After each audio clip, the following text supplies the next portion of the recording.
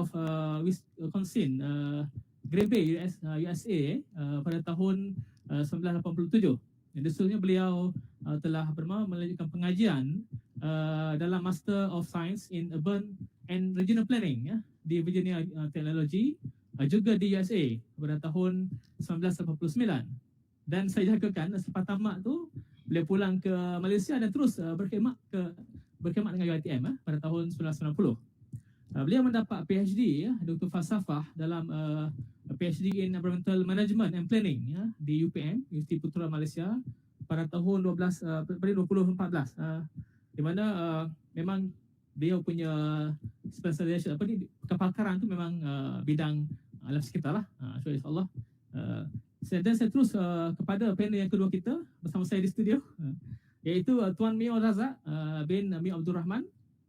Beliau merupakan pegawai lapangan di Sahabat Alam Malaysia, yang kita tahu SAM dengan glamour SAM ni satu badan NGO yang tidak asing lagi lah kan, mana telah bertapak di Malaysia sejak tahun 1977. Yeah. Ini tahun kelahiran saya. Nak katanya lama dah, 40 tahun for series ni, dan telah banyaklah menyumbang jasa kepada masyarakat di lapangan. Okey, sedikit latar belakang pendidikan Tuan Mio kita. Beliau mendapat ijazah pertama dalam sarjana muda geografi lah di UKM pada tahun geografi. Ilmu kemanusiaan geografi pada tahun 87. Sama lah, sama dengan Pak Faizan lebih kurang umur ni Dan beliau merupakan aktivis lah yang sangat aktif di lapangan, menjadi penasihat Persatuan Aktivis Sahabat Alam, itu Kuasa, yang di mana dia punya golongan-golongan yang bersama-sama beliau ialah beliau golongan muda. Untuk malam semua, Tuan Mio ini bukan pertama kali bersama kita, bersama dengan program di UiTM. So yang saya sedar pada tahun April 2017, sebelum berlakunya COVID, kami telah mengadakan kerjasama lah dalam program kita panggil sebagai planning student assembly di mana kami ada merangka program alam sekitar di Segari. So beliau banyaklah menyumbang jasa kepada pelaksanaan program-program di UiTM. Dan saya difahamkan juga beliau juga banyak membantulah ahli panel kita yang ketiga, Dr. Kamaria, semasa beliau menjalankan kajian lapangan PhD beliau. Dr. Kamaria, betul okey, mungkin sedikitlah latar belakang tentang Tuan Mio. Okey, dan saya terus pergi kepada panel kita yang ketiga lah, iaitu Dr. Kamaria Abdullah. Doktor, apa khabar? Berada di atas talian juga. Dr. Kamaria juga merupakan pensyarah di program lah Perancangan Bandar dan Wilayah, iaitu Perancangan Perak, di mana saya difaham mungkin tahun berkhidmat Dr. 2005 ke? Saya mula pada tahun 2000. 2005 tu dah jadi pensyarah tetap lah. Sebelum tu banyak sesi lah saya ni. So agak lama juga di UiTM Perak. So sedikitlah latar belakang pendidikan Dr. Kamaria. Beliau mendapat ijazah pertama Bachelor of Science Hons in Urban and Regional Planning di UTM Skudai tahun 1996. Ini basically tahun pertama saya masuk ke universiti ni. Saya pun merupakan junior beliau lah, tapi junior yang yang jauh lah kan.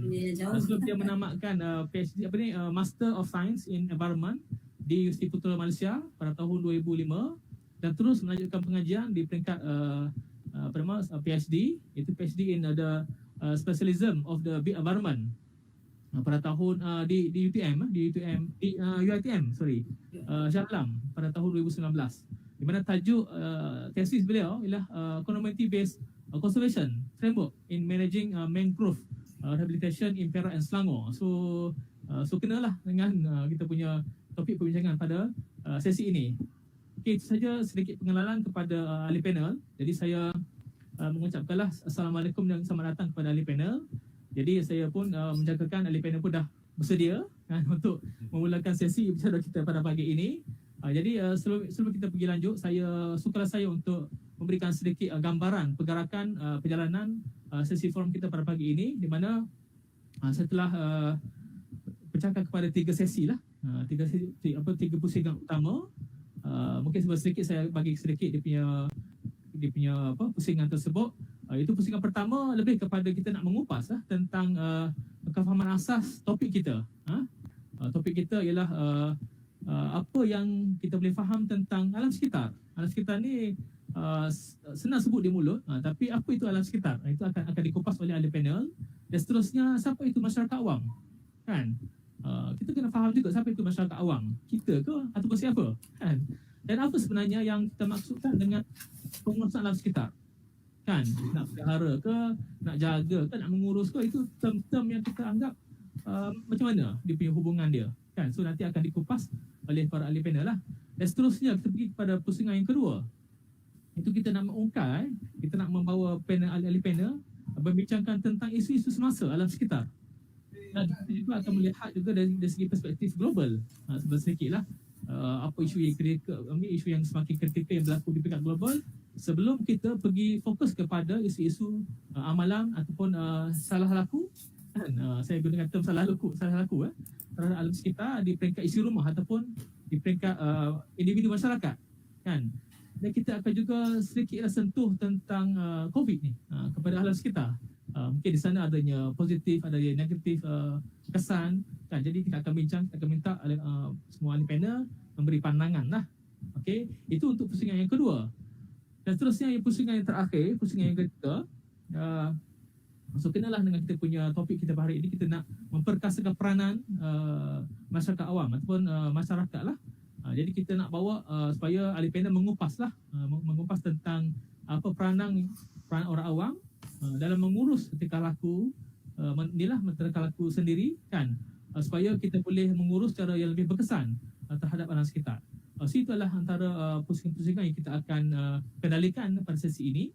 Jadi para ahli panel akan diberikan masa dari 10 hingga 15 minit sebagai setiap slot, insya-Allah. Dan kita harap di punya kupasan itu berdasarkan kepada mereka punya pengalaman, pengetahuan, berdasarkan mereka punya kajian lapangan lah, kan. Masing-masing ada mereka punya masing-masing lapangan kajian, so mungkin boleh berkongsi, dan kita katakan bicara melalui hati lah. So kita anggap santai. So dia tidak ada formatting apa-apa, kita tidak pergi pada sangat terlampau akademik, tapi lebih kepada supaya kita nak mengajak masyarakat supaya bersama-sama untuk kita menjaga alam sekitar. Jadi untuk sesi ini juga kami juga mengalalukan para penonton lah untuk bertanyakan soalan. So boleh bertanya di YouTube, kan. So kami jatuh kuasa akan pick up lah soalan yang sesuai untuk dijawab oleh semua ahli panel, insyaAllah. So itu dah sedikit perjalanan forum kita pada pagi ini. Okey, so kita teruslah kepada pusingan yang pertama. So ini non-stop ni makin rancak kita punya sesi ini. Saya teruslah ingin menjemput Prof. Madya, TPR untuk Muhammad Ilyas. KPF Doktor, saya ingin bertanya Doktor tentang pandangan, memberikan pandangan, penjelasan secara yang lebih santai, secara yang lebih mudah difahami, kan. Apakah itu alam sekitar? Dan kenapa ia sangat penting lah untuk kehidupan manusia, semua makhluk kita di dunia ini. So mohon Doktor memberikan sedikit penjelasan. Persilakan. Okey.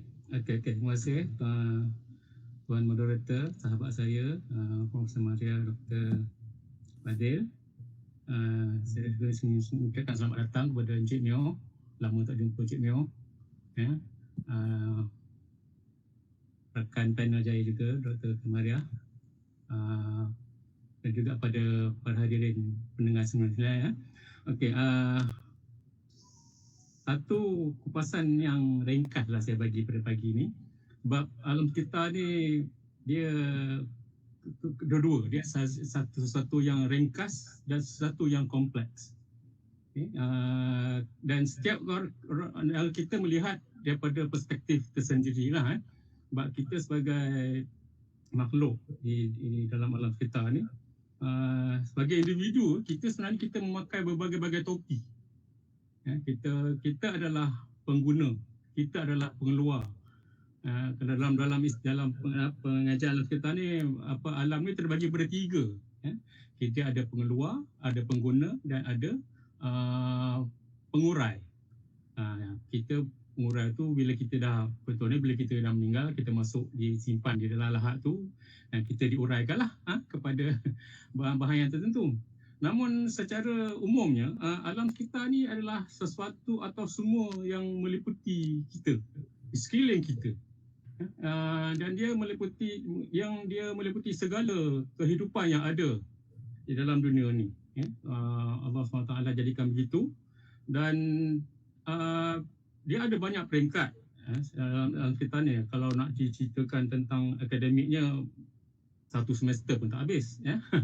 Tapi dalam banyak peringkat tu, kita boleh bahagikan alam sekitar ni kepada dua elemen yang utama lah.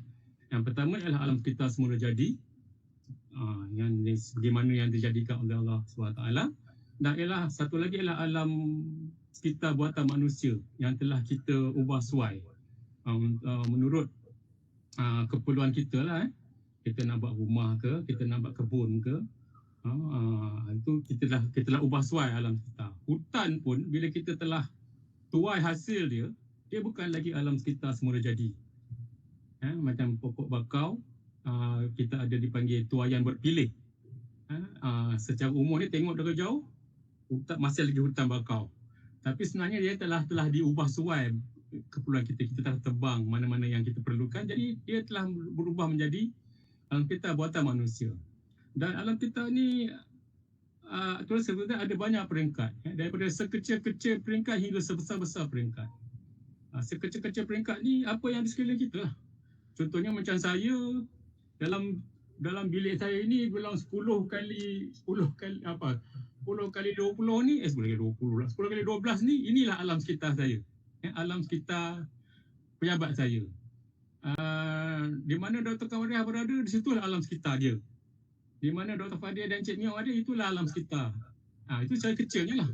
Dan bila kita keluar, dia menjadi alam sekitar lebih besar. Dan alam sekitar yang lebih besar sekali di dunia kita ni, bumi kita ni lah. Orang putih kata big blue marble. Tapi Tuhan jadikan alam sekitar ni lebih luas. Itu kita telah panggil sebagai alam semesta. Mengapa cakrawala bima sakti kita, cakrawala lain, ada 7 petala langit dan sebagainya lah. Itu alam kita yang sebesarnya. Dan saya balik kepada alam sekitar buatan dan alam sekitar buat apa semula jadi dia. Alam sekitar semula jadi ni yang saya sebut tadi seperti yang semula jadilah. Seperti sebuah kolam, sungai, hutan, itu semula jadi. Bila kita telah ubah kepada empang, sungai itu kita empang, buat bina empangan adalah menjadi buatan manusia. Paya tanah bencah, kita bajak, kita tabur benih, tanam padi, itu adalah buatan manusia. Kawasan yang kosong, kita bina rumah, dia adalah buatan manusia. Kampung, kawasan perumahan, bandar, universiti, itu semua buatan manusia. Dan banyak lagi lah. Dan bila kepada persoalan yang kedua yang Dr. Moderator wujudkan tadi, kenapa ini sangat penting untuk kehidupan semua makhluk kita ni? Alam sekitar ni penting sebab dia menampung kehidupan kita. Kita udara yang kita hidup, kita sedut untuk bernafas. Dulu masa saya sekolah, saya ingat kita ni menghirup oksigen. Saya ingat rupa-rupanya bila saya dah belajar sekolah, masuk sebagainya, rupa-rupanya oksigen yang kita hirup ni hanya 30% saja. 70% lagi, 69% lagi adalah nitrogen. Kalau oksigen 100% boleh meletup. Kalau oksigen tulen, kalau kena percik dia meletup. Tapi dia berkaitan.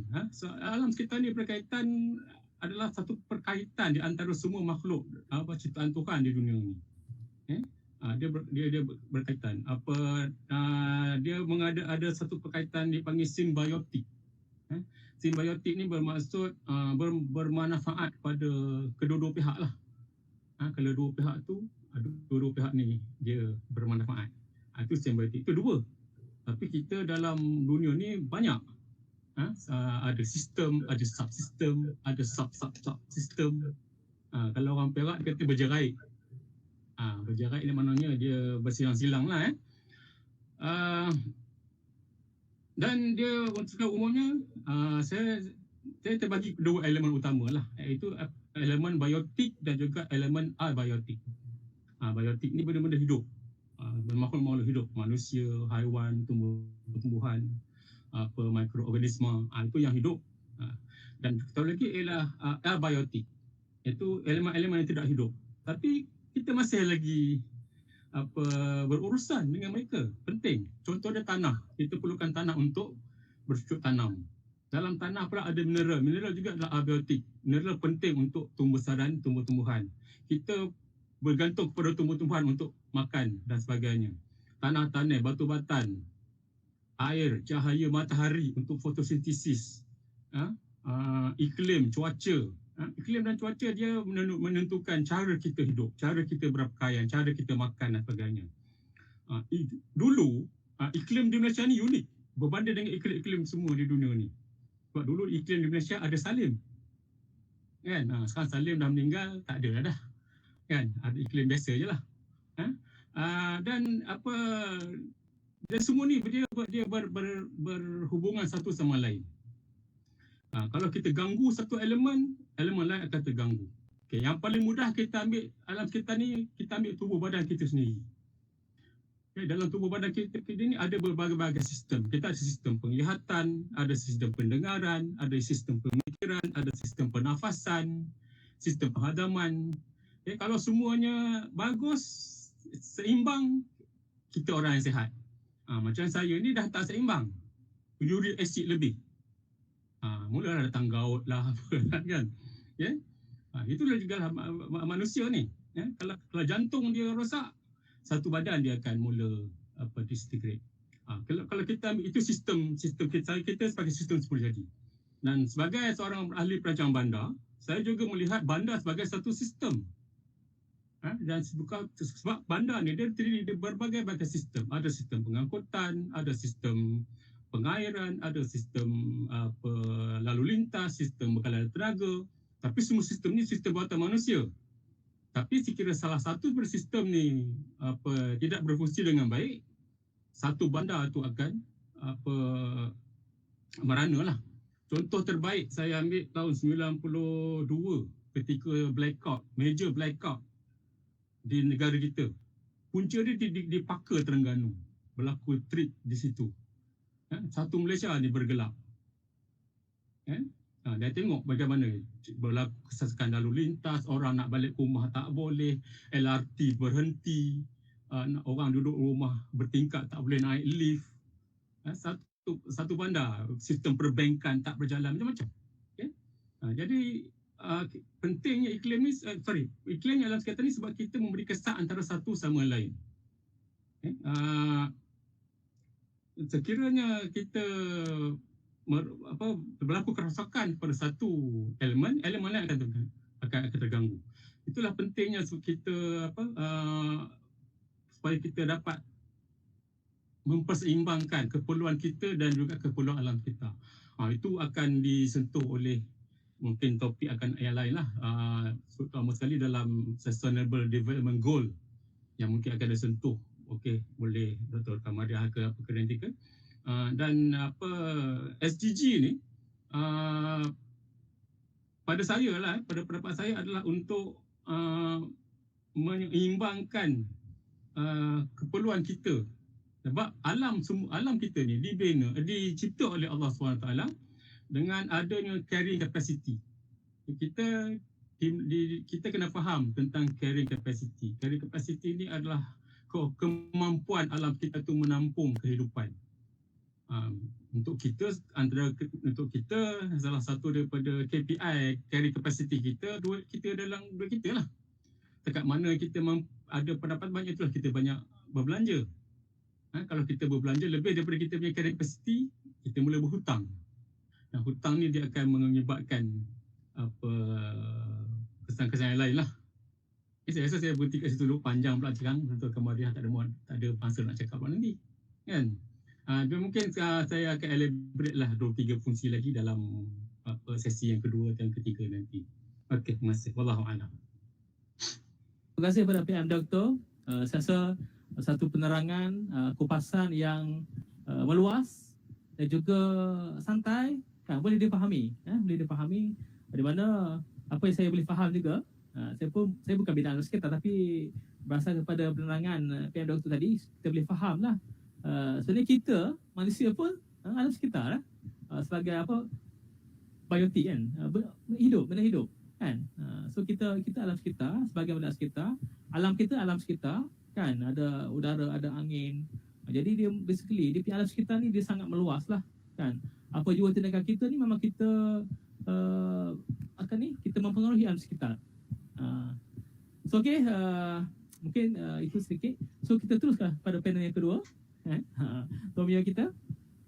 Okey, Tuan sebagai aktivis yang sentiasa lah berada di lapangan, tak kira masa kan, tak kira tempat, banyak berjasa kepada masyarakat.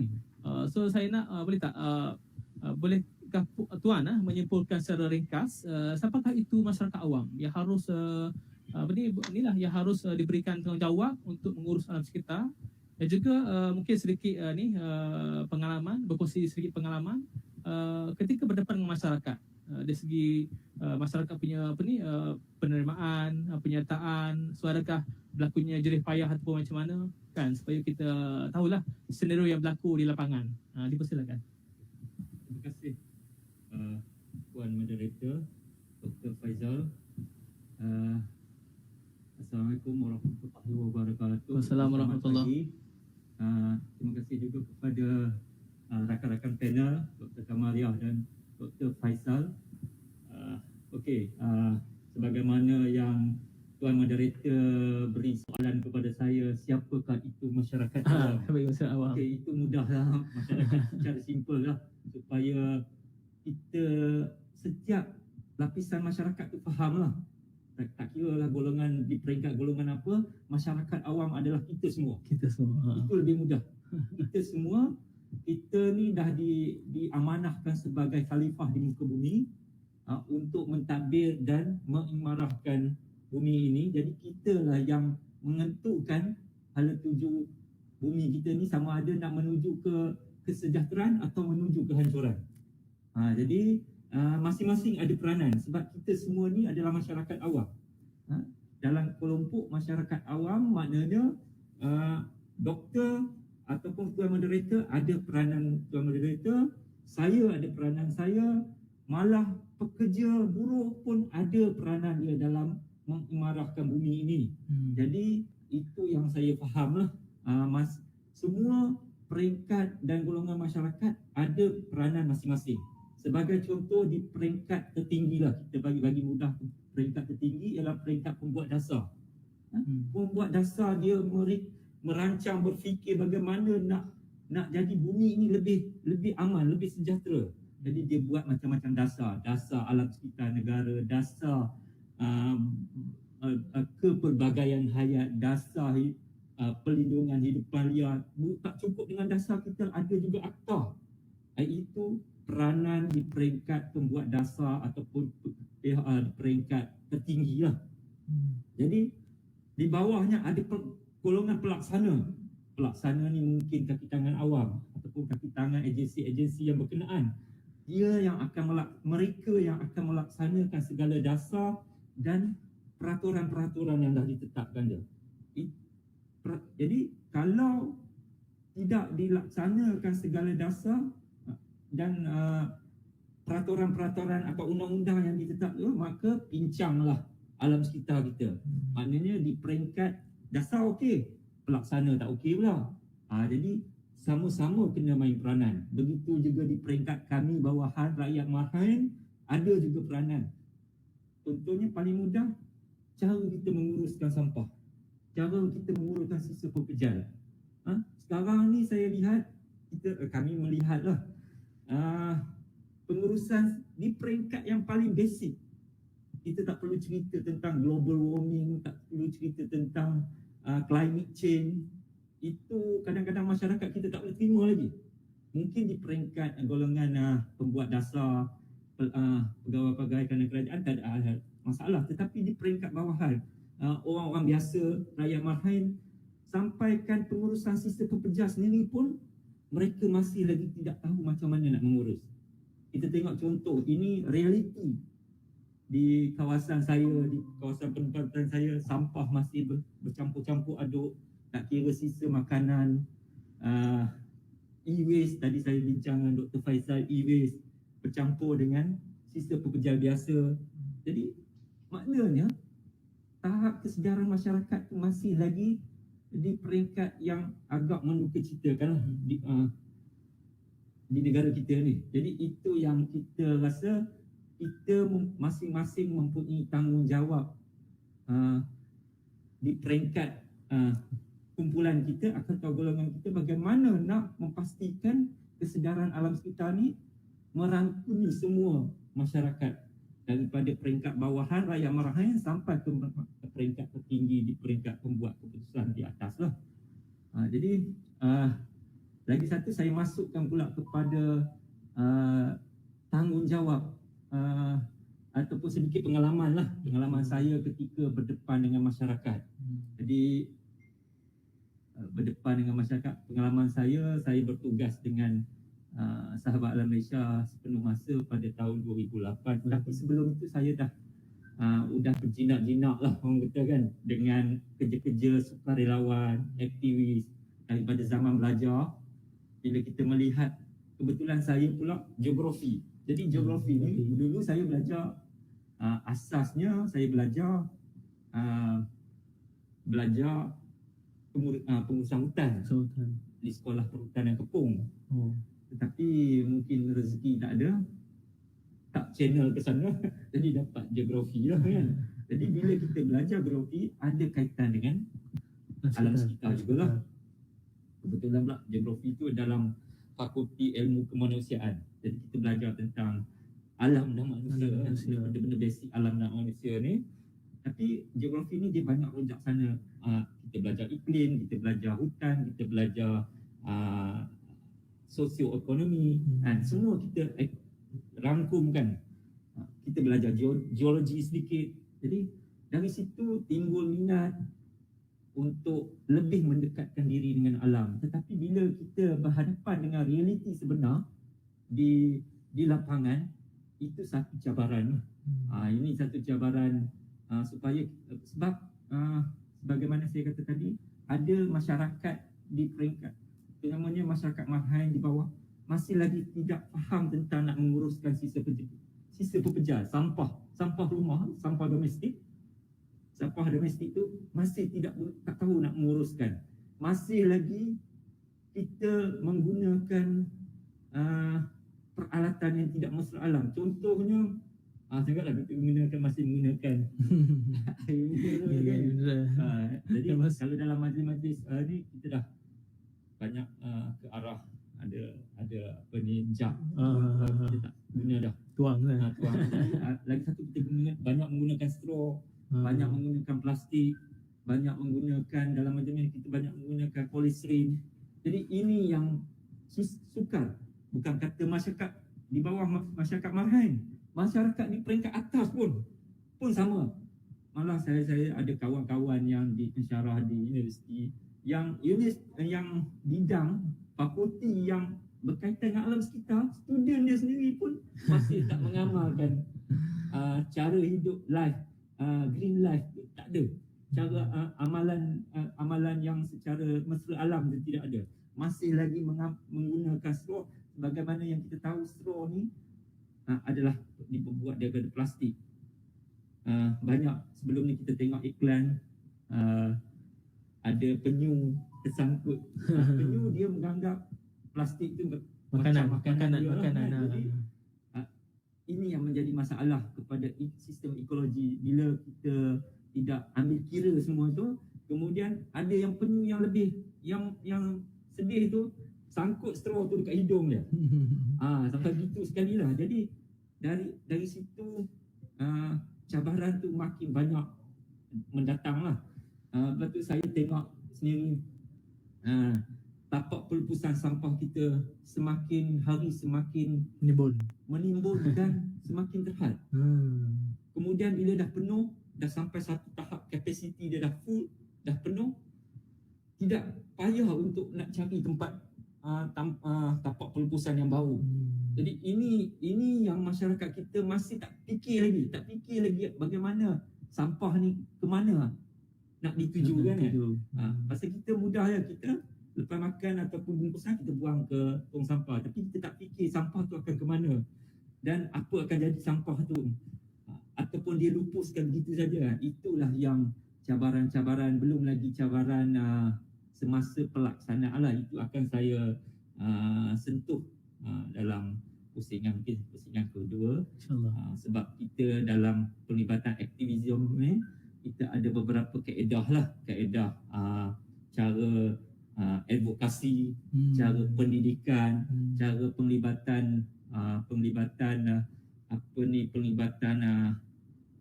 masyarakat setempat, iaitu kemudian ada juga kajian lapangan, ada sedikit penyelidikan lah. Penyelidikan biasanya kami lakukan bersama dengan masyarakat, orang ahli-ahli akademik lah. Jadi itu kaedah yang kami laksanakan dalam pertubuhan bukan kerajaan lah, terutamanya NGO Sahabat Alam Malaysia lah. Sekian, terima kasih. Okey, terima kasih kepada Tuan Mio. Saya tengok kupasan yang menarik kan, dan memang terpijak lah. Terpijak mungkin terkena kan, semua yang mendengar itu, adakah kita ni telah menguruskan kita punya isi rumah domestik, sampah isi rumah tu dengan baik. Itu memang terkena lah kan, mana yang kata yang tidak ambil perhatian lah kan. Jadi saya melihat apa itu masyarakat awam ialah kita lah. Dan kita ni pula mungkin kita boleh pecahkan kepada tadi pelaksana dasar kan, pengubah rasa, pelaksana dasar dan orang awam lah. Jadi basically mungkin untuk sesi kita pada hari ini kita nak fokus kepada orang awam lah, marhain tu kan. Okey, saya teruslah kepada panel yang ketiga. Okey, Dr. Kamaria, sekarang kita dah faham lah apa itu alam sekitar, dah faham. So apa itu, siapakah masyarakat awam. Satu lagi tema yang kita kena kupas iaitu pengurusan alam sekitar kan.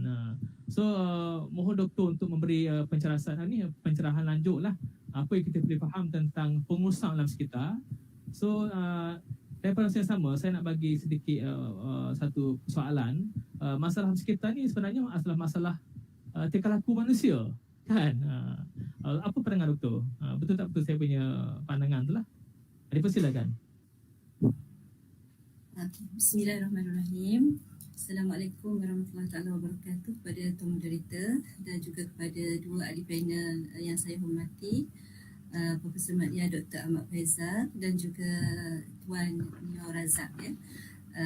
Sahabat saya jugalah saya rasa, sebab Cik Mio pernah bantu saya dulu beberapa kali lah ya Cik Mio, di awal saya memulakan journey PhD saya, dan juga yang masa kita organize PSA lah replanting dekat Segari dulu.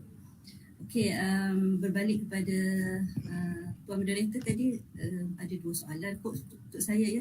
Okey, saya jawab dulu yang kedua tu, yang tentang salah laku daripada manusia tu. Saya setujulah dengan apa yang Tuan Moderator sebutkan tadi. Memang betul apa yang berlaku pada alam sekitar sekarang, kerosakan alam, pencemaran alam sekitar ni memang sedikit sebanyak memang berpunca daripada sifat kita lah manusia yang mengambil mudah tentang alam. Jadi tidak merasakan diri dia sebagai sebahagian daripada alam. Jadi mungkin dia juga berfikir bahawa kalau dia buat pencemaran di mana-mana pun akan ada orang lain ataupun komuniti lain yang akan bantu untuk bersihkan tempat yang dia buat pencemaran tu ya.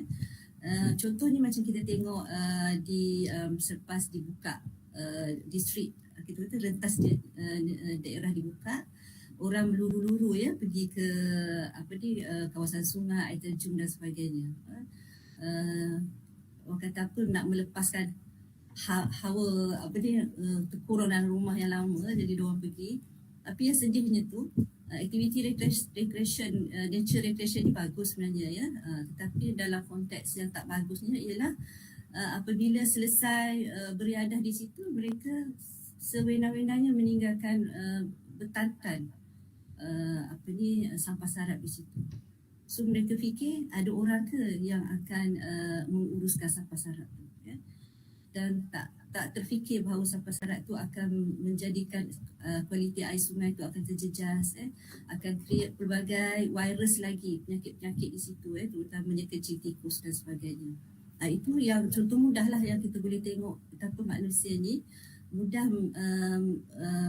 mengambil sifat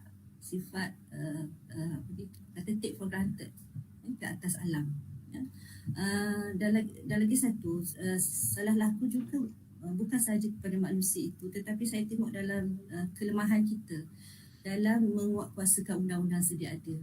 Itu salah laku juga, tetapi di peringkat pembuat keputusan ataupun di peringkat organisasi yang mempunyai otoriti ya untuk menjaga alam. Ya, kita tak nak sebutlah otoriti yang macam mana, tetapi kerap kita baca dalam newspaper dan sebagainya bagaimana kawasan-kawasan hutan ditarah ya.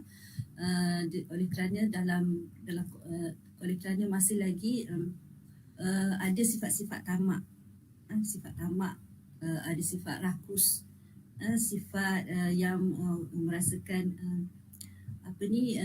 tak cukup dengan apa yang Allah beri dan tak memikirkan bahawa alam ni patut dikongsi.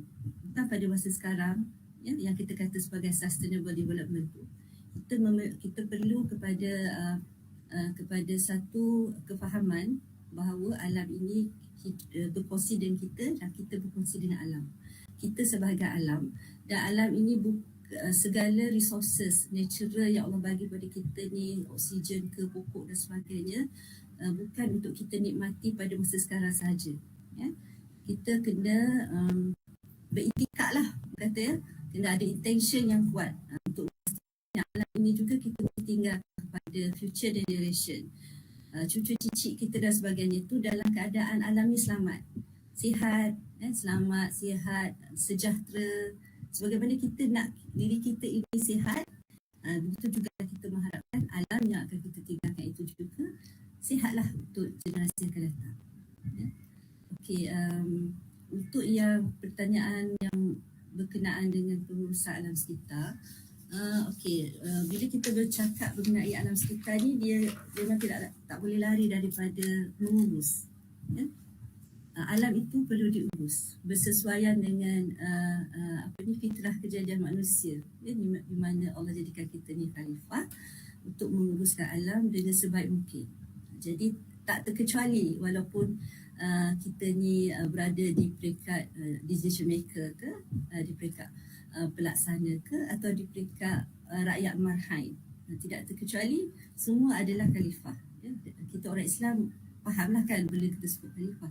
Okey, secara dasarnya pengurusan alam sekitar itu adalah merupakan strategi dan juga usaha-usaha tindakan yang perlu dilakukan secara holistik dan kolektif lah ya. Bagi tujuan utama dia adalah untuk memastikan kualiti alam ini terjamin.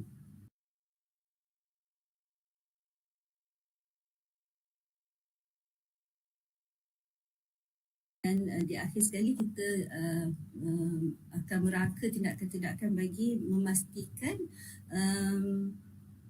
pencemaran ke atas alam kita itu kita dapat kurangkan atau kita dapat kawal. Bukan kita menjadikan alam tu getting worse ataupun semakin buruk ya.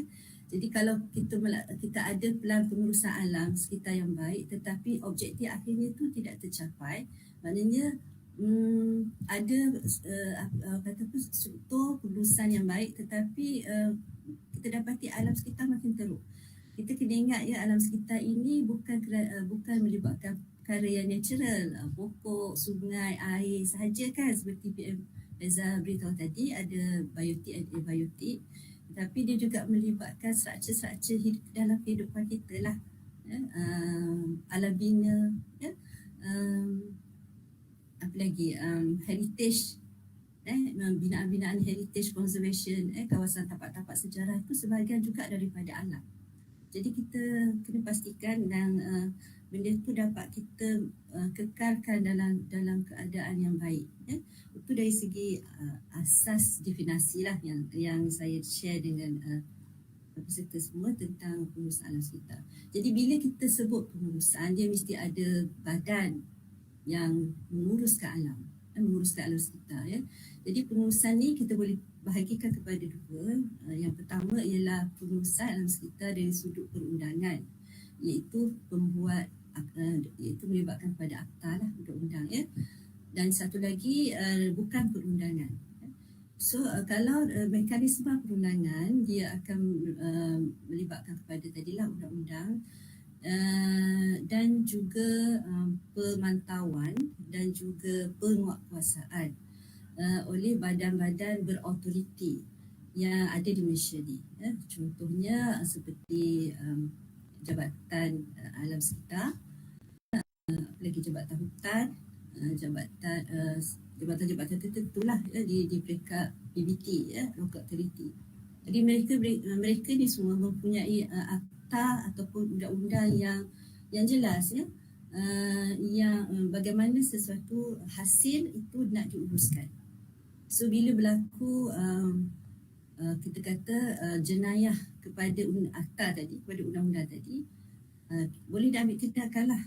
Boleh diambil tindakan sama ada jenayah itu dibuat oleh pihak Kuala Biru ke, Kuala Hijau ke, ataupun mana-mana pihak yang telah dikenal pasti melakukan salah laku dalam konteks perundangan. Jadi boleh diambil tindakan di situ, bergantung kepada tindakan mahkamah lah pula kan. Kalau dia encroachment kepada hutan kekal, illegal logging contohnya, apa sebenarnya yang kita boleh lakukan? Jabatan Hutan dia ada senarai undang-undang tu banyak. Jadi kalau kita tengok pula dari satu side lagi, iaitu pengurusan secara bukan perundangan. Bukan perundangan ini yang melibatkan kepada kita lah. Ini yang kita berada di sini. Itu orang-orang awam. Penyertaan orang-orang awam ini, kita lah kita bercakap pasal kita lah ni. Kita tak payah nak tuduh-tuduh jari kat orang lain, kita tengok diri kita dulu. So kita berada di kawasan di bukan perundangan yang banyak yang berada yang dibuat sekarang, usaha-usaha seperti kempen lah kempen kesedaran alam sekitar, seperti yang dibuat oleh pihak Sahabat Alam, apa lagi banyak NGOs lah, antara yang aktif adalah Sahabat Alam lah, iaitu yang Cik Myo sekarang ni berada sebagai salah seorang orang kuat Sahabat Alam Okay. Sahabat Alam ni, kalau tak silap saya, dia ada di setiap negeri kan Cik Myo. Dia punya cawangan-cawangan dia kan. Saya rasa ada cawangan, cuma kita ada beberapa negeri ada ketangan staf tetap lah. Ada wakil. Wakil. Ya. Kita ada pejabat. Ada sahabat. Negeri yang besar Ada pejabat cawangan. Pejabat cawangan. Terima kasih Cik Myo bagi kita input. Okey, jadi NGOs ni kerap ataupun memang aktif lah dalam kempen-kempen kesedaran dan juga pendidikan alam sekitar.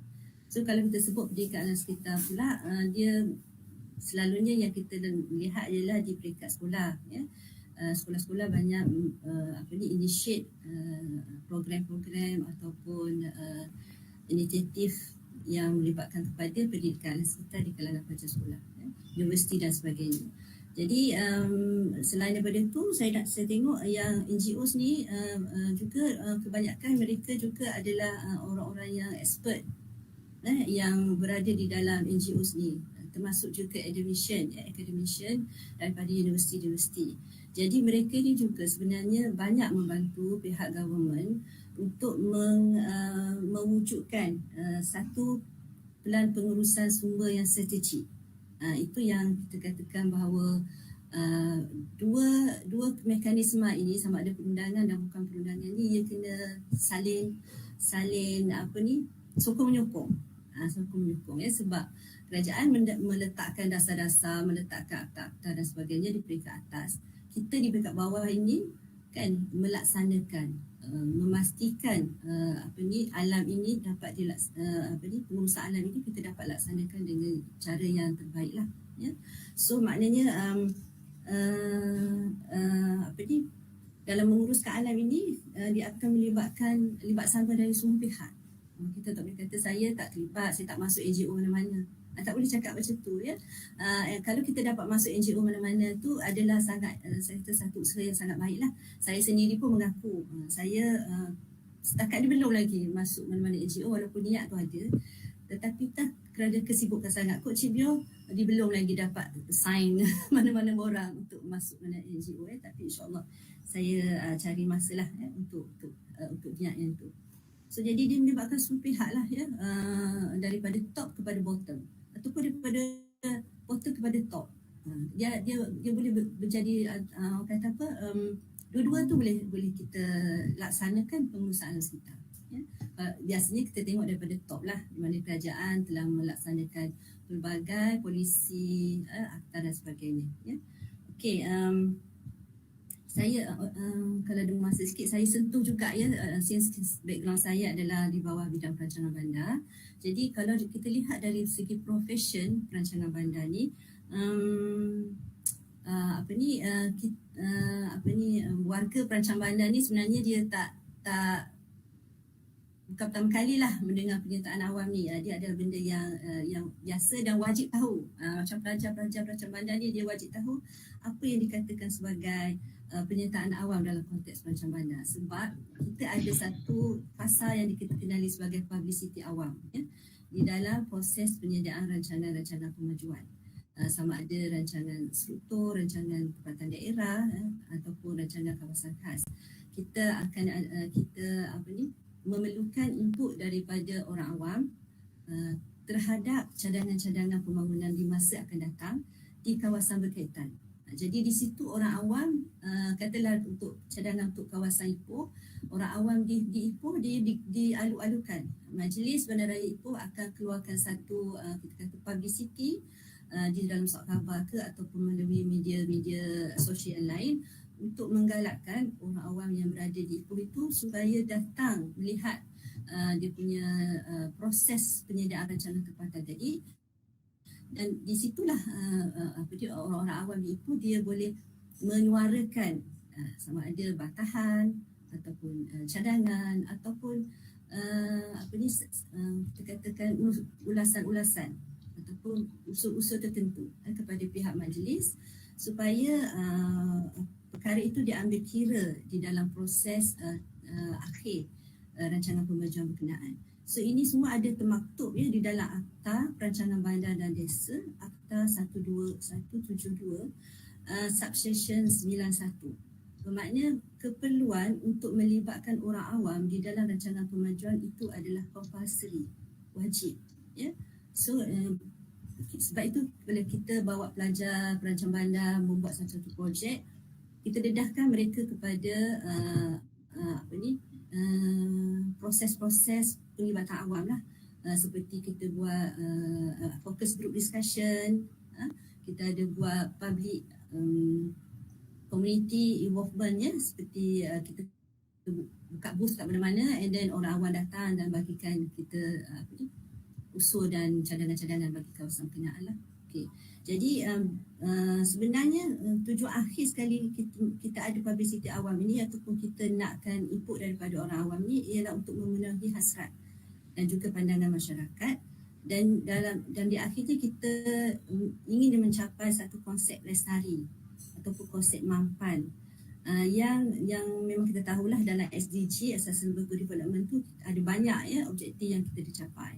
So yang sekarang ni kita kerap mendengar perkataan resilient, iaitu daya tahan, ya. Kita nak wujudkan community resilient ataupun alam sekitar yang resilient, maknanya alam sekitar yang berdaya tahan. Berdaya tahan ni lebih daripada health, Contohnya berdaya tahan dari sudut kita kata bencana alam, daya tahan dari sudut pandemik macam sekarang COVID kan. Macam mana kita nak hasilkan satu suasana hidup, quality of life kita yang berdaya tahan dari sudut apa sahaja ancaman bencana alam lah. And then di samping yang saya sebut tadi, rancangan-rancangan pemajuan dalam bidang kita profession planning, ada juga jabatan-jabatan lain yang mewajibkan penyediaan laporan seperti Jabatan Alam Sekitar. Dia mewajibkan penyediaan environmental impact assessment ataupun laporan kesan alam sekitar pada projek-projek tertentulah yang berada dalam listed diorang lah. Jadi kalau katalah lebih 50 hektar, mungkin kena buat satu EIA study. So EIA study ni sebenarnya kita sediakan untuk menjangka kesan-kesan jangka panjang dan juga jangka pendek kepada projek-projek yang akan dilakukan pada masa akan datang. Jadi maknanya SIA pun sama, Social Impact Assessment. Sebab alam ni bila kita sebut dia adalah combination tiga lah pada saya ya. Itu alam semula jadi, lepas tu sosial, manusia dan sebagainya, dan juga ekonomi. Jadi di situ kita tak boleh kata nak tengok alam saja. Bila kita hidup, dia adalah persekitaran kan. Jadi dia melibatkan ketiga-tiga tadi elemen tadi. Ya, termasuk ekonomi juga kita kena lihat lah. Tetapi kadang-kadang ekonomi ni disalah, ada berlaku juga salah kaedah dia, di mana objektif ekonomi telah menjadikan alam rosak. Itu yang sepatutnya pihak decision maker dia kena lebih awareness, dia kena lebih alert ya, dalam memastikan sumber jaya untuk tujuan ekonomi tadi tidak merosakkan alam sewenang-wenangnya. Itulah yang saya nampak. So saya rasa itu saja kot Tuan Moderator setakat yang untuk pusingan pertama ini. Okay, terima kasih.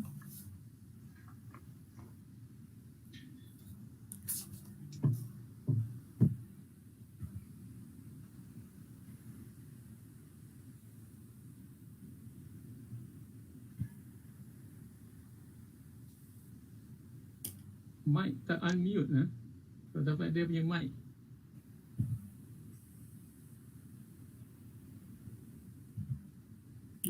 Unmute. Dunia sekarang kan, untuk generasi akan datang. So itulah dia punya key point kepada pengurusan alam sekitar. Kita mengurus apa yang kita ada sekarang, dari segi apalah tingkah laku kita, persekitaran kita, udaranya, airnya kan, macam-macam, sehingga kita boleh wariskan kepada generasi akan datang lah. So itulah mungkin sedikit kesimpulan kepada perbincangan kita. Jadi saya nampak perbincangan kita ni makin rancak lah, makin rancak. Jadi kita cuba melihat persoalan oleh penonton. Setakat ini belum ada lagi lah. So jadi kita terus kepada pusingan yang kedua. Okey, pada pusingan ini soalan-soalan yang akan ditanya lebih santai lah. Saya lebih santai sebab kita lebih pada perkongsian. Jadi lebih santai untuk kita nak mengintai, kita nak mengcungkil lah pengalaman. Ini pengalaman lah daripada para panel semua, pengalaman ketika mereka ni berdepan dengan masalah alam sekitar kan. Tak biasalah mungkin Dr. Faisal, beliau ni suka memancing ya. Kan boleh mungkin ada pengalaman, dan mungkin pengalaman ketika membuat kajian PhD, sama juga dengan Dr. Kamaria. Dan Tuan Mio kita kan memang sentiasa berdepan dengan masyarakat awam. So bolehlah sedikit nak berkongsi yang secara lebih panjang lebar lagi kan, dia punya permasalahan yang berlaku, dan kita nak fokus kepada yang kita nampak lah, masa yang berada di kita punya kediaman kita, di pejabat kita, di kediaman, di kita panggil kejiranan kita kan, supaya benda-benda yang simple ni kita boleh kawal, boleh urus dengan baik kan. Ini belum sampai lagi nak urus hutan, nak urus sungai kan, tapi kita urus dulu kita punya kita panggil kejiranan kita lah. Jadi saya terus kepada panel yang pertama lah, Profesor Madya Tiba Dr. Faisal Alias. Okey, PM Doktor, saya sukalah untuk melihat dari sudut akademik sedikit kan. So saya rasa kita bolehlah sedikit melihat dahulu permasalahan alam sekitar di peringkat global lah kan. Dan kita tengoklah sekarang ni dengan adanya konsep penggunaan mampannya, dengan SDG Sustainable Development Goal. Basically itu semua dia reflect kepada apa yang berlaku lah kan. SDG sendiri ditubuhkan, dibangunkan memang untuk nak cater tu masalah yang berlaku kan. Jadi mungkin PM Doktor boleh berilah sedikit ulasan kan, apakah yang kata masalah alam sekitar yang berlaku di peringkat global sebagai overview lah kepada sebelum kita nak bawa masuk kepada yang sebenar di kawasan kita lah. Okey, dipersilakan PM Doktor. Okey, terima kasih Tuan Moderator. Sebelum saya pergi kepada persoalan yang isu global tadi, memandangkan Dr. Fadil menyebut tentang memancing tadi, dan saya nak bawa pengalaman saya semasa mula-mula sebelum saya buat PhD juga, sebab pada asalnya topik saya sebenarnya soal pasal tentang paya bakau, sama macam Dr. Kamariah juga lah ya. Tapi kemudian dia berubah kepada kesedaran alam sekitar di dalam kalangan nelayan pantai. Okay, kenapa nak saya ke situ? Seperti yang sebut saya memang saya dulu masa kami di Seri Manjung dulu, saya kerap memancing di satu jeti di Permatang. Jeti itu tempat nelayan mendarat lah. Sekarang ni jeti itu agak tersorok sikit disebabkan oleh Jana Manjung, stesen Jana Kuasa di Manjung tu. Tapi itulah dulu saya selalu macam itu. Bila nelayan balik, saya selalu menegur para nelayan yang kan, mereka ni nelayan kelas A, nelayan pantai. Kalau dalam bahasa akademik dipanggil artisanal fishers. Nelayan mereka ni selalunya dalam lingkungan 12 batu nautika lah, menggunakan peralatan tradisi dan sebagainya. Bot kecil lah. Tapi itulah tentang kesedaran tadi sebelum saya masuk pada isu global ni. Bila mereka balik ke jeti, kadang kami ambil peluang kadang tu beli ikan ke beli ketam dan mereka pada harga yang berpatutan kan. Saya selalu bertanya mereka macam mana lah ni tangkapan. Mereka selalu kata tangkapan berkurangan. Ini sekitar awal hingga pertengahan 90-an lah, sebelum kita pindah ke Sri Skandar ni. Kita macam mana tangkapan ini pakcik? Dia ramai geleng kepala lah. Susah sekarang cikgu. Banyak saya cikgu lah ya. Susah sangat cikgu ni. Sekarang ikan kurang, ikan ketam kurang. Kan dulu keluar pagi petang dah penuh dah ketung. Kalau keluar muara sungai tu 2-3 batu nautika ke kiri kanan pun dah boleh balik dah. Sekarang pergi balik malam pun kadang tak apa ada. Saya tanya kenapa? Dia kata inilah ada masalah alam sekitar. Dia tahu. Dia knowledge dia ada kan. Kita malah alam sekitar lah. Orang-orang tebang pokok bakau buat kolam udang, kolam ikan kan. Kapal buang minyak, kilang-kilang di dekat Manjung tu buang sampah macam mana disebut. Mana dia ada knowledge. Dia ada pengetahuan alam sekitar. Dia ada kesedaran alam sekitar. Tapi kedua-dua benda ni dia tidak menjurus kepada dia punya perlakuan alam sekitar. Sebab dulu saya punya teori saya masa saya dulu, saya ingat bila ada knowledge, ada kesedaran, dia akan bertindak. Tidak rupanya. Bila saya dari segi pembacaan saya melihat bila ada banyak faktor-faktor lain sebenarnya. Bersilangkan lagi. Apa saya kata begitu? Sebab sementara dia bercakap dengan saya tu tentang isu-isu penyebab ikan buang ni, sampah-sampah dia dalam bot dia tu, dia buang keluar je. Bungkus nasi lemak, kan? Kemudian air dalam bot tu kadang-kadang berminyak disebabkan petrol tumpah dalam bot dia, enjin dia kocor sebagainya kan. Air tu dia cedok, dia buang aja keluar, kan? Jadi saya terfikir kan dia ada pengetahuan, dia ada kesedaran, tapi action. Dan itu mungkin saya akan sentuh kemudian lah, mungkin di hujung nanti. Okey, berbalik kepada isu global tadi. Sekarang ni memang isu ni dia lebih diketahui orang disebabkan oleh media lah. Ya. Dulu isu alam sekitar ni tidak mendapat apa liputan yang meluas sebab media dulu tak berapa meluas. Okay, berita-berita pun lambat sampai. Kalau berlaku apa-apa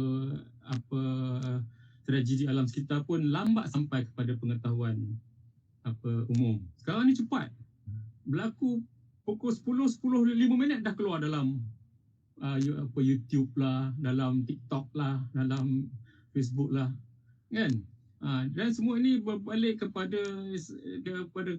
tahun 60-an lah, pada penyebaran alam sekitar ni, kesedaran alam sekitar ni bila berlaku perang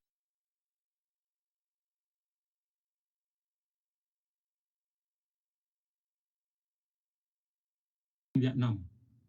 Okay? Perang Vietnam adalah peperangan yang pertama yang dipanggil TV War di Amerika Syarikat. Peperangan di televisyen. Sebab apa yang berlaku di Vietnam boleh ditonton secara langsung oleh penonton-penonton di Amerika Syarikat. Kata-kata itu pemberita tu, masa tu saya ingat lagi, masa tu pemberita dia, bila saya tengok balik pita-pita lama ya, Peter Arnett, ni seorang banyak pelakon lah kita juga, Peter Arnett, Diane Sawyer, Peter Jennings, Dan Rather, ni semua pemberita-pemberita muda dulu lah, selalu bersiaran secara langsung dari Vietnam menyebut tentang kematian tentera Amerika di Vietnam. Yang menjadi berkait dengan alam sekitar ialah pembuat senjata yang digunakan di Amerika dulu adalah juga syarikat-syarikat pengeluar bahan kimia, seperti Dow. Dow ialah pengeluar, Dow dan DuPont, dua-dua syarikat besar ni pengeluar senjata. Dan juga yang paling utama sekali menjadi sebutan ialah mereka ni juga menghasilkan satu bahan kimia dipanggil Agent Orange. Agent Orange ni ialah sebenarnya adalah herbicide. Dia gunakan untuk mematikan tumbuh-tumbuhan di sekitar fire base, camp tentera di Vietnam dulu, supaya gerila Vietcong tak boleh menyusup. Dan semburan ni dikatakan tidak berbahaya kepada manusia dan disembur secara berleluasa untuk mematikan tumbuh-tumbuhan di sekeliling pekalan ni supaya gerila Vietcong tak boleh menyusup, menyerang. Dan rupa-rupanya mereka ni, Agent Orange ni menyebabkan banyak kesan karsigenik menyebabkan kecacatan dan sebagainya. Hingga sekarang masih lagi ada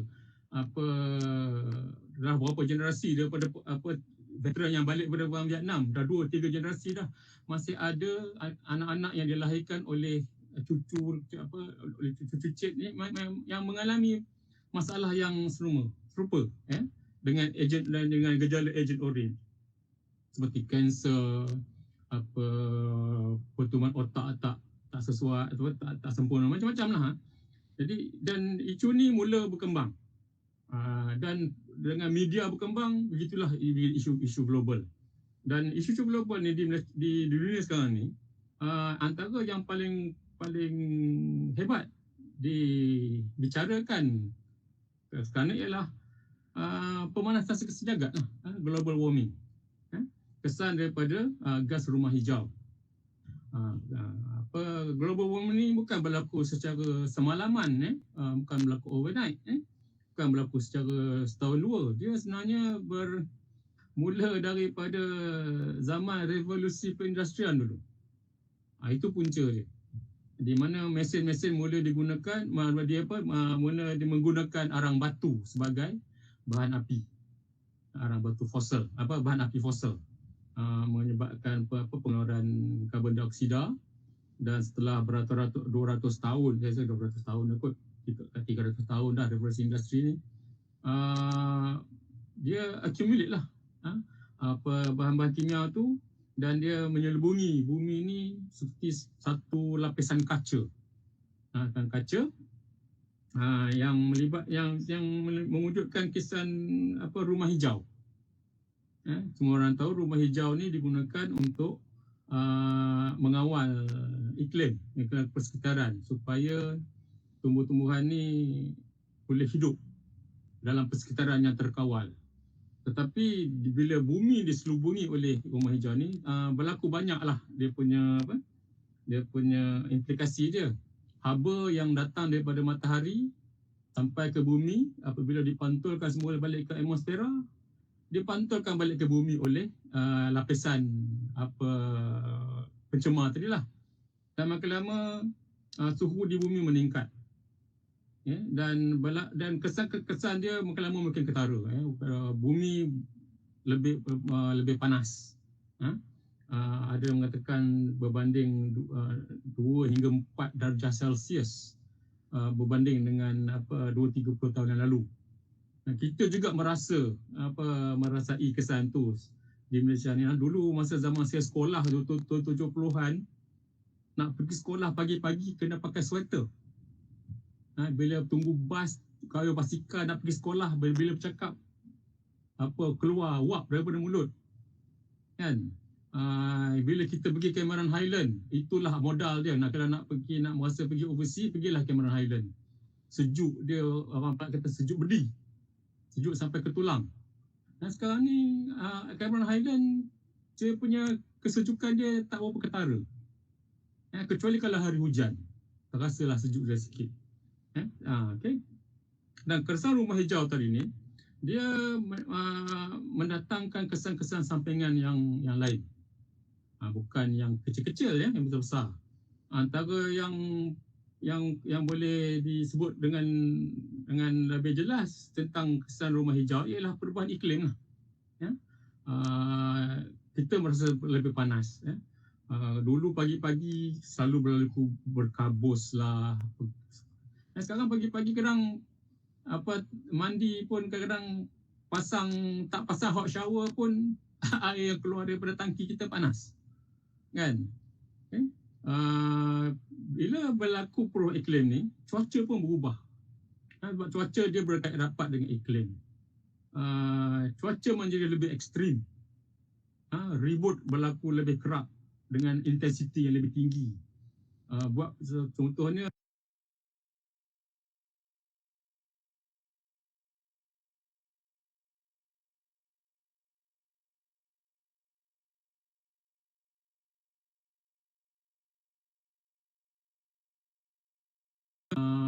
beberapa hurricane ataupun Mungkin ada mikrofon saya okey. Okey, tak apa.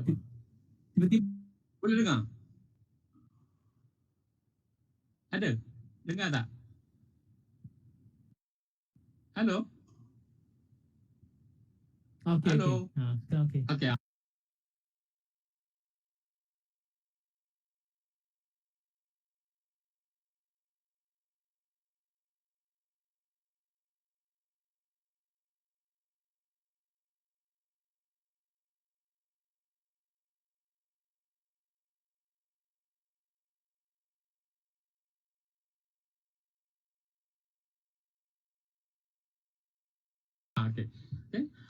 Iklim berlaku lebih drastik, lebih ekstrim. Dia macam tak smooth lah.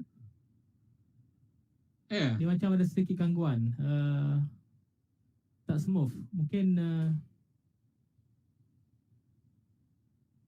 Saya dah tutup semua. Tiba-tiba. Okey lagi tak? Sekarang okey. Okey, boleh. Saya dengar Masih dengan lagi- jelas Dr. PM. Saya boleh dengar dengan jelas. Saya dengar dengan jelas Dengar? dari luar. Ya. Okey. Okey. Dr. K bercakap pun tak dengar lah. Dia macam Mungkin problem di sana kot. Ya. Saya dengar Dr. Fadil okey, saya dengar Dr. Kipo okey. okey. Okey. Dah sudah okey. Dah okey. Saya sebut tadi cuaca lebih ekstrim. Ribut lebih kerap, lebih intens. Banjir berlaku lebih kerap, lebih intens. Kemarau. Kita tengok sekarang ni di China banjir macam jenis banjir sebenarnya. Tapi kita tengok di Greece berlaku kebakaran hutan. Di California berlaku kebakaran hutan beratus-ratus hektar.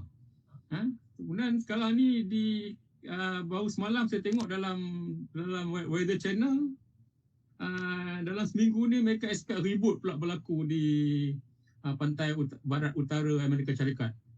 Baru lepas kemarau berlaku kebakaran hutan besar-besaran, dia pun expect hujan pula atau salji. Diperhatikan beberapa kaki inci salji akan turun dalam tempoh sebulan. Okay. Kesan dia drastik ya. Bila berlaku kebakaran, kemarau dan sebagainya, tanah menjadi lebih rapuh. Dia menjadi lebih peroi, senang bergerak. Dan ditambah pula dengan hujan selepas itu. Ya, bila dia campur tanah dengan yang peroi dengan air, apa yang akan dihasilkan? Selut. Ya, selut ni akan turun dan berlaku macam-macam lagi bencana lah. Tengok dia punya turutan kejadian tu makin dekat. Dulu dia agak jauh. Bila berlaku kebakaran, hutan itu sempat tumbuh semula sebelum hujan sampai. Jadi tanah tu telah dicengkam lah oleh akar-akar. Tapi sekarang tidak. Sekarang dia berlaku begitu-begitu. Okay, bila berlakunya perubahan cuaca tadi, akan berlaku crop failure, kegagalan tanaman, pertanian dan sebagainya, yang akan menjurus kepada kebuluran, kemiskinan, ketidaksamaan, ketidakadilan distribution of food. Makanan di dunia ni bukan tak cukup, tapi distribution dia tak sesuai. Okay, di satu tempat menghasilkan terlalu banyak makanan sampai kita tengok di setengah-setengah tempat ada pesta membuang makanan pun ada. Pesta buang oren, pesta buang tomato. Padahal ada tempat-tempat yang tak ada makanan. Cuma jenis makanan tu tak sesuai lah. Takkan kita nak bagi orang makan tomato kan? Dari segi ekonomi, pada tahun sewaktu berlaku perang dingin 70-an 80-an, Amerika Syarikat menghasilkan berjuta-juta tan gandum berlebihan. Terpaksa bayar petani jangan tanam. Dia akan tanah kamu tak ditanam gandum sebab bukan gandum berlebihan. Sebab nak jaga harga gandum supaya tidak jatuh. Sedangkan di Rusia gandum tak menjadi. Selalu berlaku kegagalan crop. Jadi sebab nak jaga, Rusia nak beli, terpaksa bayar pada harga yang tinggi lah. Masa tu pula kapitalis dengan komunisme pada satu musuh yang amat ketat kan, kita semua tahu. Jadi untuk menjaga harga, banyak gandum-gandum ni selain daripada disimpan di silo, kalau di Kedah dia panggil, di kampung saya panggil kepuk padi lah. Kan, kepuk padi kat rumah kita tu taklah besar mana kan, kat tong ya.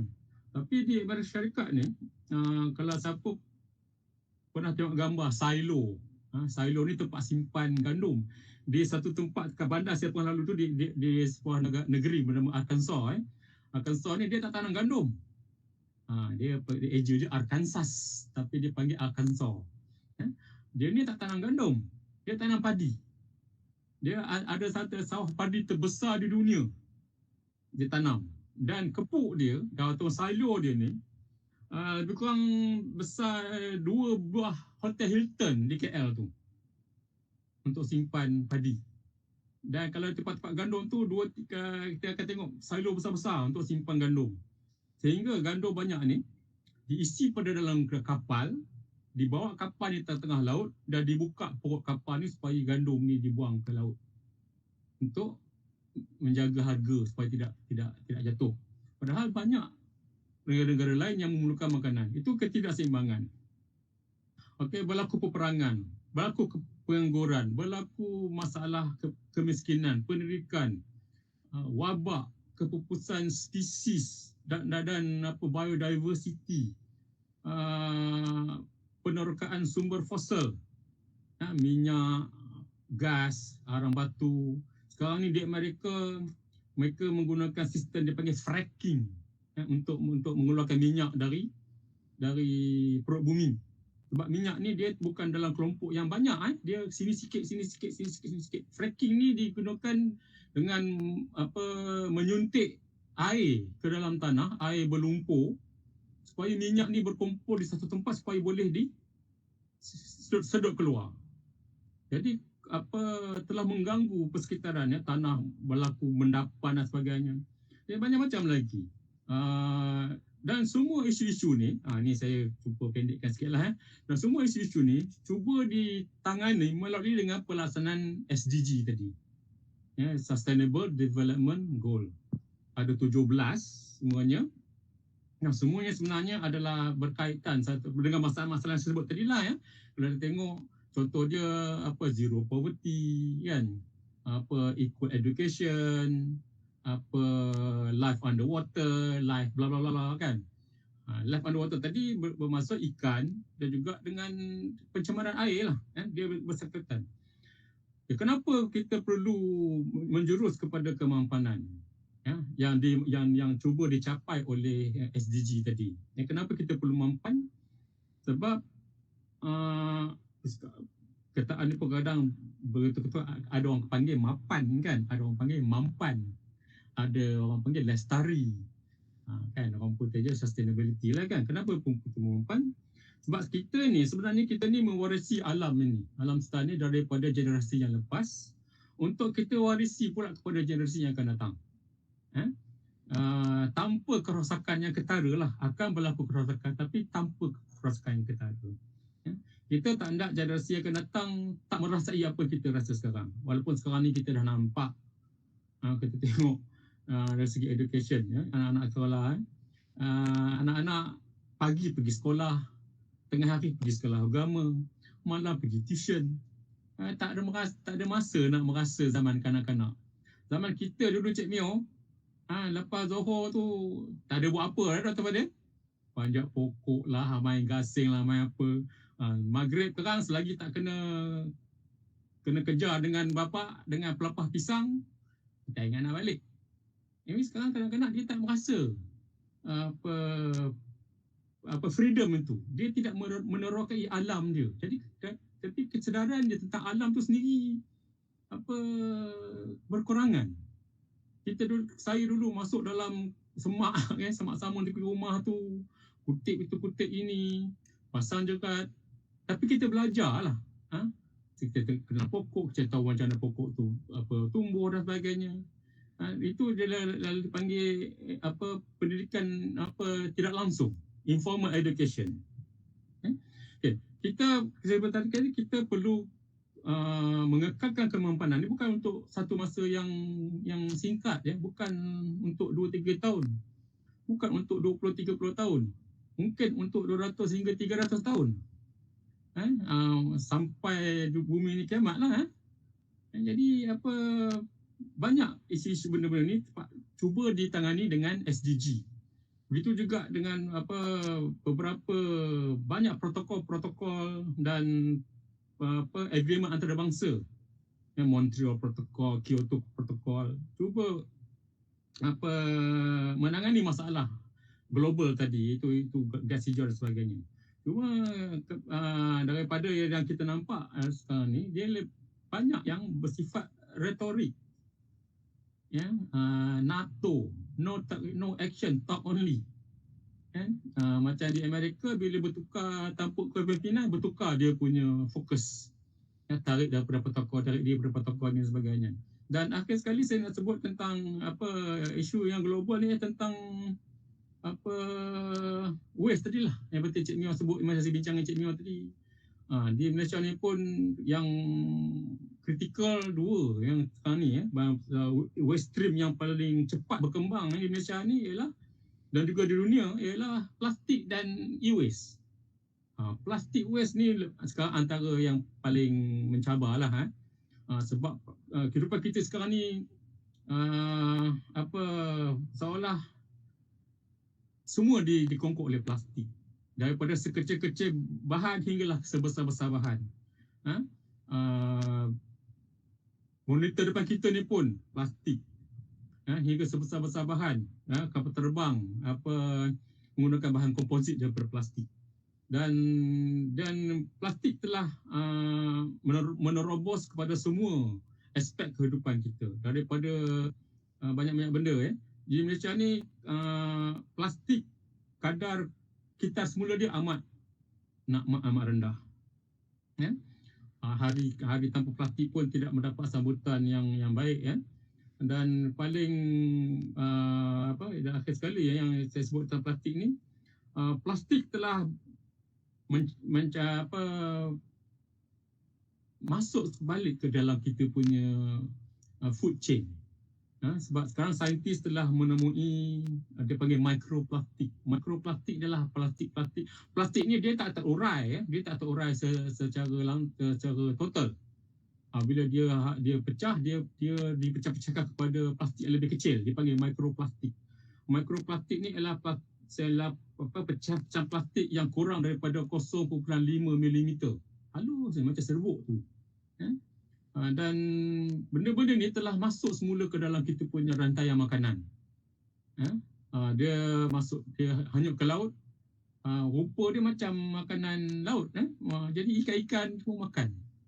Ikan dia nampak macam rumpai dan sebagainya. Ikan-ikan makan plastik ni, dan kita tangkap balik ikan ni dan kita makan. Dan saintis telah mengenai mikroplastik dalam banyak spesies ikan yang kita makan. Daripada Khatulistiwa sampailah ke garisan Arktik telah ditemui sisa-sisa plastik ni. Dan mungkin di pusingan akan nanti kita tengoklah masalah yang lebih ketara tentang apa yang kita boleh lakukan untuk serta ini. Okey, terima kasih. Terima kasih kepada PM Dr. Faizal Alias. Saya jangkakan satu ulasan yang sangat panjang lebar, padat, dan banyak benda yang kita boleh belajar. So apa yang kita boleh kupas sedikit sebagai key point, di mana masalah global adalah masalah yang semakin runcing sekarang, berhubung dengan pemanasan global dan juga isu tentang plastic waste lah kan. So basically apa yang kita dapat lihat daripada perbincangan tadi, kita dapati walaupun ia berlaku di pihak global, tapi dia memberi kesan kepada kehidupan kita kan. Sebab kita pun dalam dunia yang sama kan, dia tak sepadan. Walaupun berlaku di China, tapi basically dari sudut dia punya pengaruh tu kan juga akan berlaku di Malaysia lah, sekiranya kita tidak menjaga mengurus alam kita dengan sebaik-baiknya lah. Jadi saya teruslah kepada panel kita yang kedua, Tuan Mio. So untuk Tuan Mio ni kita nak melihat dari konteks kita lah, tempatan kita di mana kita nak lihat dari konteks Malaysia, dan mungkin kita zoom terus kepada kita punya neighborhood ataupun kita punya persekitaran lah. Dan mungkin bolehlah tuan terus ni tadi pun tuan dah sentuh tentang isu-isu yang berlaku. Mungkin kali ini lebih terperinci lah kan, supaya untuk masyarakat lebih sedar dan kata bersama-samalah kita untuk menjaga alam sekitar. So dipersilakan. Terima kasih Tuan Moderator. Okey, daripada perbincangan di pusingan pertama tadi, saya melihat daripada rakan panel dua-dua Dr. Kamaria dan Dr. Ahmad Faizal, dari situ saya dapat kesimpulan bahawa isu berbangkit tentang isu alam sekitar ni akibat daripada gaya hidup kita sendiri.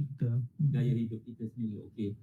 Saya menjuruskan kepada apakah itu NGO, peranan NGO. Okey, secara ringkasnya NGO ni lebih kurang macam laskar alam. Laskar alam yang memberi cetusan kepada masyarakat untuk memberi kesedaran, nak beri kesedaran, mencetuskan kesedaran di kalangan masyarakat, tak kira di pelbagai peringkat, macam saya uraikan yang di pusingan pertama tadi, supaya alam ini diuruskan dengan baik dan secara berterusan. Macam kata kita akan, supaya alam ini akan kita warisi untuk generasi yang akan datang. Jadi daripada situ agak macam-macam usaha dan tindakan-tindakan yang kami telah lakukan lah, termasuk juga yang agak kritikal, isu-isu yang agak kritikal yang kami rasa ada banyak cabaran lagi dan masih perlu diteruskan. Sebagai contoh, kami melaksanakan usaha itu dari pelbagai kaedah. Pertama, kita guna kaedah advokasi, iaitu cara berbincang, bermusyawarah, musyawarah dan ataupun pertemuan dengan pembuat keputusan. Kemudian kita ada penglibatan ada bina upaya. Ini penting juga ni. Untuk nak dekatkan masyarakat, kita kena ada satu bina program yang berbentuk bina upaya. Kita training, bagi buat kursus latihan kepada komuniti yang jadi sasaran lah. Itu bergantung pada kemampuan dan bajet kami lah. Jadi kita train dia, fahamkan dia orang. Sebagai contoh, kumpulan nelayan. Nelayan ni, macam Dr. Faizal kata tadi, dia faham tentang nak jaga mangrove apa, tapi dari segi tindakan dia tak ada kan. Jadi kita bagi faham, kalau kata kita tak jaga juga, kita tak usaha juga, kita tak ambil terlibat secara langsung, kemungkinan mata pencarian dia akan terjejas. Bila dengar mata pencarian terjejas, baru dia orang mau melibatkan sama. Jadi macam mana kita nak bagi melibatkan sama? Kita dalam program-program bina upaya tu, kita latih dia orang bagaimana nak banyakkan penanaman pokok bakar, contohnya kan. Okay? Kita bawa, hantar dia training dalam mungkin jangka masa yang singkat lah, dalam 4-5 hari.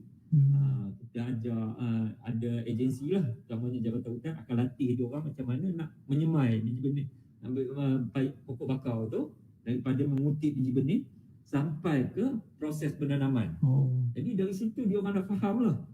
Kemudian dalam tu kita selit-selitkan lah apa dia kepetik bakar ni, apa peranan dia secara agak lebih detail sikit lah kan, supaya dia orang lebih faham.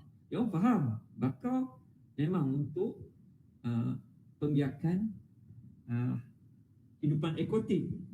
Tetapi bagaimana proses tu dia masih lagi tak dapat, sebab dia orang tak ada knowledge yang formal lah kan. Jadi dalam training tu kita ceritalah lebih kurang sehingga dia orang faham. Dari situ baru dia orang ada rasa tanggungjawab tu ada. Baru dia orang tubuhkan nursery, kita bagi dana sikit, kalau kita mampu kita bagi dana sikit untuk menubuhkan tapak-tapak sembahyang. Jadi dari penubuhan tapak sembahyang ni baru dia orang ada rasa tanggungjawab. Dari masa ke semasa dia orang sendiri boleh buat program dah. Bagaimana nak buat program. Begitu juga komuniti yang di pinggir sungai. Kita latih dia. Kalau kawasan di luar bandar, kita pastikan mereka jaga kawasan pesisir sungai. Kalau ada penerokan atau pencerobohan haram, mereka sendiri yang tahu apa tindakan yang mereka akan buat lah kan. Kemudian di samping kita ada bina upaya advokasi, kita ada program berbentuk kajian lapangan lah. Kajian dan penyelidikan ni ini lebih mendalam lah. Biasanya melibatkan IPT lah. Itu lebih kepada akademik lah kan. Jadi itu ada sekali-sekali kita buat jugalah dengan apa ni, kerjasama IPT tentu lah. Jadi itu pun kita buat supaya semua peringkat dan semua golongan ada peranan masing-masing. Ada peranan masing-masing ya. Jadi cabarannya sekarang ni nak penglibatan tu, nak berterusan, secara berterusan. Itu yang jadi masalah. Kalau kami tak push, tak turun, memang program tu dah setakat dulu lah. Saya sebagai pegawai di lapangan selalu kena pergi turun ke lapangan supaya memastikan program yang dah dia rancang tu akan dilaksana dengan mengikut apa yang kita dah rancang lah. Begitu juga kalau berbalik kepada advokasi tadi dan bina upaya tu, kami juga memberi kesedaran kepada komuniti setempat tentang peranan mereka dalam membuat penglibatan mereka dalam membuat keputusan. Walaupun bukan penglibatan secara membuat keputusan secara langsung, tetapi penglibatan mereka adalah mengikut kehendak ataupun saluran peruntukan undang-undang. Setakat ni yang apa yang saya tahu, ada beberapa peruntukan undang-undang dan garis panduan tertentu yang boleh melibatkan penglibatan awam lah, sebagaimana Dr. Kamaria kata tadi, dalam social plan, local planning, penyediaan plan struktur, rancangan struktur kan, rancangan kemajuan lah, terutama di peringkat rancangan tempatan. Okey, kita dalam masa bengkel tu, kalau kami adakan bengkel, kita adakan satu modul untuk memudahkan mereka melibat. Kadang-kadang mereka tengok borang ni pun dia orang dah tak faham. Tengok borang pun dia orang dah tak faham kan. Jadi macam mana dia orang nak melibat secara langsung. Jadi kita memudahkan mereka buat satu format borang yang lebih mudah. Yang penting dia orang hantar apa pandangan mereka tentang rancangan pemajuan yang akan dilaksanakan di kawasan mereka. Saya pernah kami pernah pernah terlibat dalam beberapa banyak rancangan pemajuan, terutama rancangan tempatan lah, yang pernah yang kami kecewa, penglibatan awam tu agak masih rendah. Bila kami pergi, bukan sepatut penduduk stakeholder tu yang terlibat. Saya sendiri dengan rakan NGO yang lain 2 orang je hadir dalam pendengaran awam. Sedangkan sebelum tu, dalam masa tempoh penyertaan awam tu, kita dah cerita dah, kita dah explain pada penduduk apa orang kena terlibat secara langsung. Nanti kalau kita tak terlibat, apa akan berlaku dekat kampung dia orang kan. Tapi dia orang ya tak apa, tak boleh isi borang pun, kami akan tunjuk cara isi borang. Yang penting dia orang ada rasa kesedaran. Tetapi berbeza dengan itu yang tadi, yang komuniti orang Melayu, yang orang Melayu, tetapi berbeza kaum bukan Melayu. Saya pernah menghadiri baru ni dalam tahun lepas saya, penglibatan penyertaan awam yang paling ramai. Menghantar borang je 900, mengikut kata PBT tu, 9,000 bantahan. Yang hadir, yang setuju hadir untuk pendengaran awam 200 lebih. Sehingga PBT tu terpaksa menyewa satu dewan hotel sebab dia nak buat pendengaran awam di kawasan pejabat memang ataupun kawasan permis. PBT tu tak cukup. Pasal 200 orang yang nak setuju nak hadir. Jadi terpaksa sewa satu dewan yang besar. Dalam keadaan PKP ni terpaksa buat penjarakan. Macam masa saya tengok macam seolah-olah dewan peperiksaan lah, panjang bersusun lah. Jadi di situ kita lihat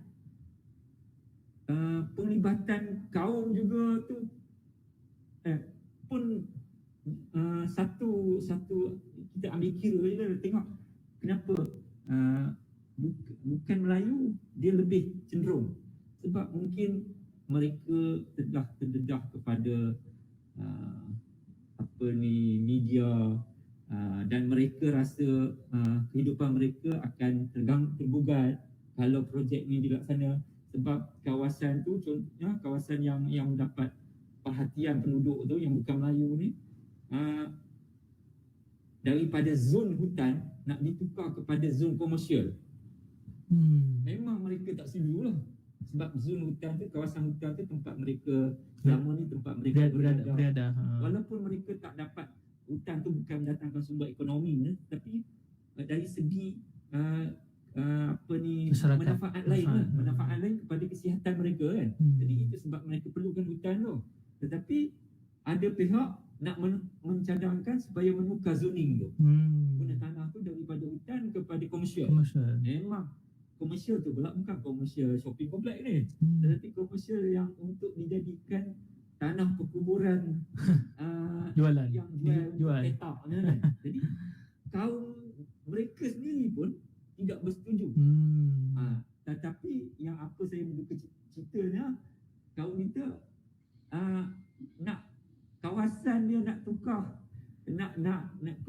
untuk jangka masa panjang mereka akan mungkin akan keluar lah kan. Kena pindah. Bila jadi itu pun masih lagi seorang pun tak nak terlibat secara langsung. Itu sebab kefahaman tu, itulah cabarannya. Nak beri kefahaman tu agak sukar.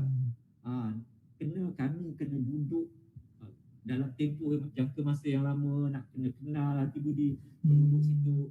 Kalau baru 2-3 hari kita kenal, kita baru nak cerita apa nak berlaku, apa nak cadangan nak buat projek di situ, mereka macam tak ambil kisah lah. Sehingga projek tu dilaksanakan. Baru bila dah dilaksana, baru ada bantahan. Jadi dah terlambat. Bila dah terlambat, lagi cabaran dia agak sukar. Kerana dia maklum bila dah dilaksana, dia ada perjanjian. Pihak berkuasa pun bukan sewenang-wenang boleh membatalkan sesuatu projek kan. Jadi ini yang kami cuba terapkan kepada komuniti lah, masyarakat. Pertama, penglibatan dalam rancangan pemajuan yang tertakluk di bawah Akta Perancang Bandar tu. Keduanya, kita libatkan mereka dalam laporan penilaian kesan pada alam sekitar. Itu pun boleh terlibat, orang awam boleh terlibat secara langsung, tetapi kami cuba memudahkan orang awam supaya mereka lebih faham apa kandungan laporan IAA itu. Sebabnya biasanya kandungan laporan IAA itu agak terlampau teknikal dan kadang-kadang bahasa Inggeris, bahasa Inggeris.